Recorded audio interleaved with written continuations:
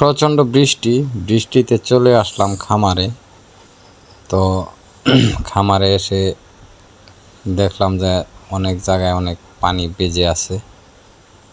তো তারপরেও ইনশাল্লাহ খামারে আসলাম। ছাগলগুলো একদম শীতে জড়ো হয়ে আছে এক জায়গায়। তো দেখেন আমার খামারের কি অবস্থা বৃষ্টির পরে। তো এই তো খামারে ঢোকার পরে দেখি হাঁসগুলো বেশ চমৎকারভাবে পানি পেয়ে খুব খুশি। তো দেখি এসে একটি মেহগনি গাছের ডাল ভেঙে পড়ে আছে, তারপর ওটা এনে এভাবে আমি বাঁশের মধ্যে বাজিয়ে দিয়েছি। তো ছাগলগুলো বেশ ভালো খাওয়া দাওয়া শুরু করে দিল।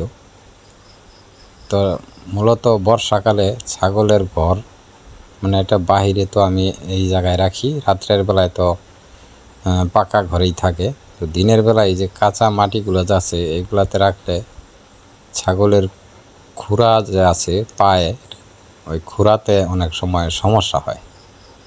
যার কারণে বৃষ্টির দিনে যারা ছাগল লালন পালন করতেছেন, সবচেয়ে ভালো হলো যে জায়গায় দিনের বেলায় সারাক্ষণ থাকে এই ঘরটাও যাতে শুকনা থাকে।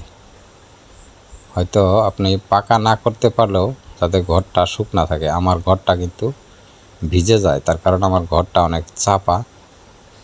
তো আশা করতেছি যে আর বর্ষার শেষে হয়তো আরও 10 ফিট ঘরটা প্রশস্ত করব, তাহলে আর ঘরটা ভিজবে না। এবং কিছু সাইড দিয়ে বেড়াও দিয়ে দিব, কারণ এভাবে যদি ভিজে যায় তাহলে এখানে ছাগল কিন্তু শুকনা জায়গা ছাড়া শোয় না, এরা সারাদিন দাঁড়িয়ে থাকে। তো এই হলো সমস্যা। তো যারা ভিডিওটি দেখলেন অবশ্যই কমেন্ট করবেন যে খামারের ছাগলগুলো কেমন আছে। মাশাআল্লাহ এই বৃষ্টির পরেও ইনশাল্লাহ সবগুলো ছাগলই এখন বন্ধ সুস্থ আছে।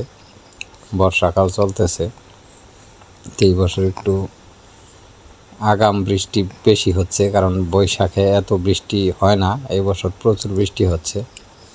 তো বৃষ্টির মধ্যে আসলে এই ছাগল লালন পালন করাটা অনেক কষ্টদায়ক, তারপরেও করতে হবে, কারণ এগুলো একটা প্রাণী। এগুলা যারা লালন পালন করে তারা জানে যে এগুলোর প্রতি একটা অন্যরকম মায়া বা মহব্বত সৃষ্টি হয়ে যায়। এগুলোকে কষ্ট দিতে মন চায় না কোনো সময়। নিজের কষ্ট হলেও এদেরকে যাতে কষ্ট না হয় সেই ব্যবস্থাটাই বেশিরভাগ খামারিরা করে থাকেন। তা আমিও তদ্রূপ দেখেন এই বৃষ্টিতে ভিজেও কিন্তু ছাগলের খামারে এসে পড়েছি। তো সকলেই দোয়া করবেন, ভালো থাকবেন, সুস্থ থাকবেন, আমার খামারের জন্য দোয়া করবেন যাতে বেশ বড় একটা খামার প্রতিষ্ঠিত করতে পারি। এবং আপনাদের ভালোবাসা অবশ্যই প্রয়োজন, কারণ